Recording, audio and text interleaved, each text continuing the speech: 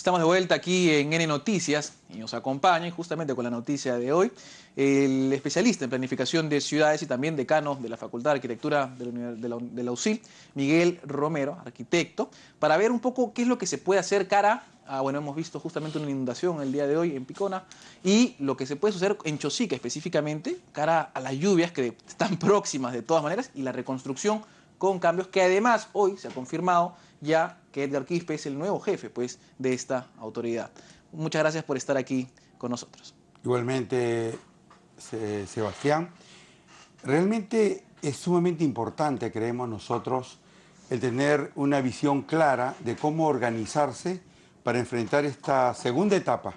Creo que la primera etapa de Pablo de la Flor ha sido muy fructífera en cuanto al diagnóstico y a la planificación de cómo enfrentar esto. Claro, porque se ha escuchado que no se hizo nada, que no sé qué cosa, pero la verdad, el tamaño de trabajo que se tiene que hacer, mínimo te va a tomar. Construir ciudades enteras no te toma poco tiempo. Pero por supuesto, y yo creo que él ha hecho un trabajo que es un peldaño para el desarrollo.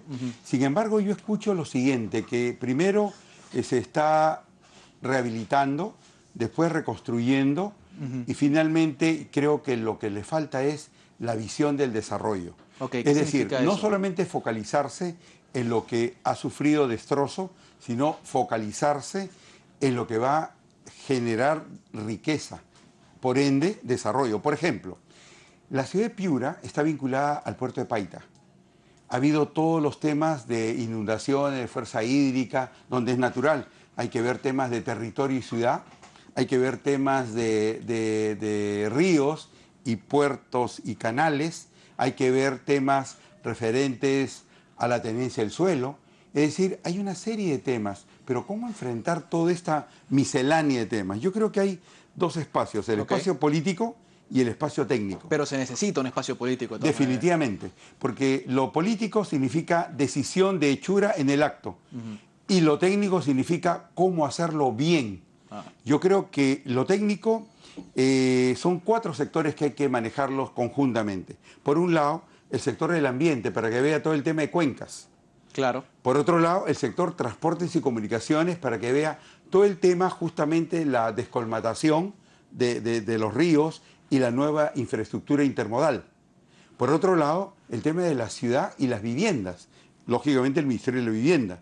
Y el otro tema, el tema de la agricultura. Es decir, el país no puede paralizarse, tiene que seguir produciendo. Y ese es uno de los temas dentro de todo, ¿no? Porque, claro, uno dice hay que reconstruir, pero en el interín, ¿qué hacemos? Claro. ¿Cómo nos protegemos? Va a llover, de todas maneras va a volver a llover. Entonces, ¿qué acciones específicas se pueden hacer, ¿no? Teniendo en cuenta que son temporales, porque si yo voy a construir algo, no me voy a quedar en algo que tengo que resolver un problema del día de hoy, sino que me gustaría construir para 20, 30 años específicamente, ¿cierto? Pero igual, si me llueve, tengo que solucionarlo. ¿Qué se puede hacer para tratar con esa aparente contradicción? Yo creo que ya Pablo tiene justamente el diagnóstico, ya hay una planificación. Lo que yo estoy sugiriendo es una organización eficiente donde, por ejemplo, los señores viceministros de vivienda, de transporte, de agricultura y del ambiente son los que tienen que conformar 4 comités técnicos. ¿Y no está sucediendo eso ahorita? No, que yo sepa, no.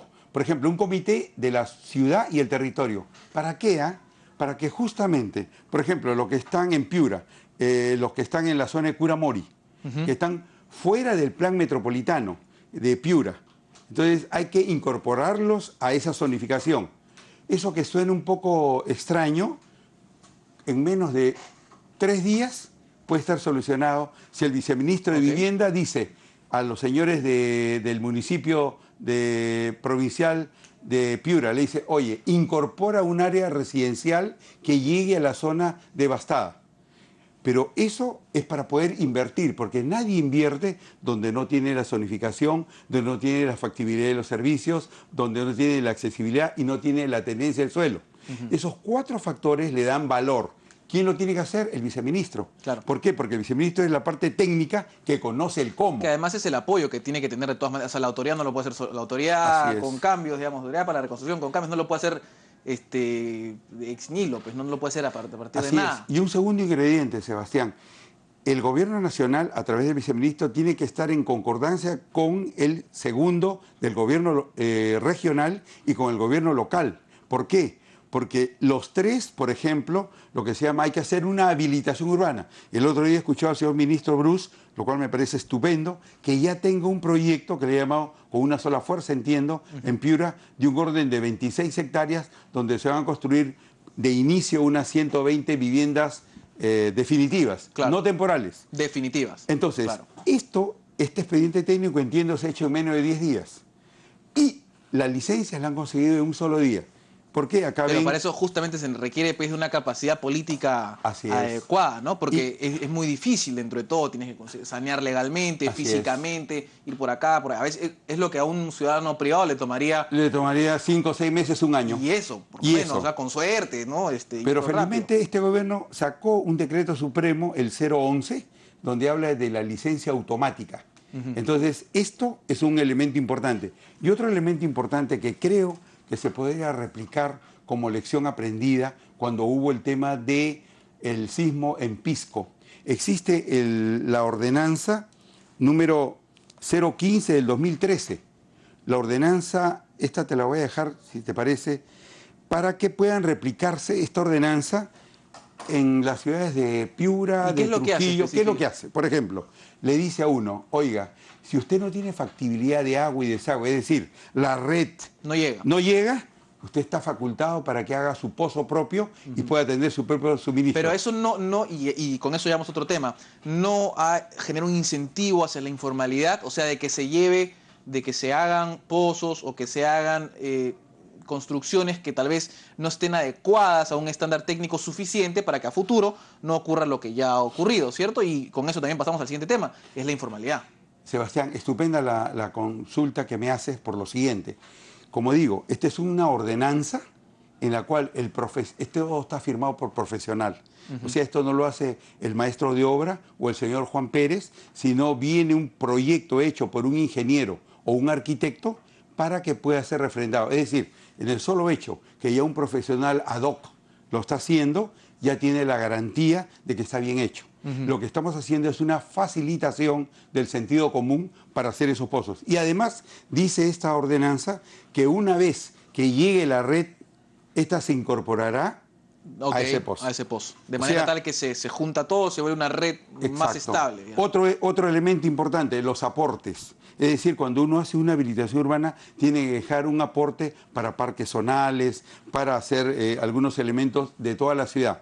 Esos aportes, si el terreno es muy pequeño, pueden estar fuera de su terreno, pero hay que comprar esos terrenos, lo cual facilita muchísimo todo el proceso de una habilitación urbana. Y así hay como cerca de 20 elementos. Por ejemplo, el tamaño de las manzanas.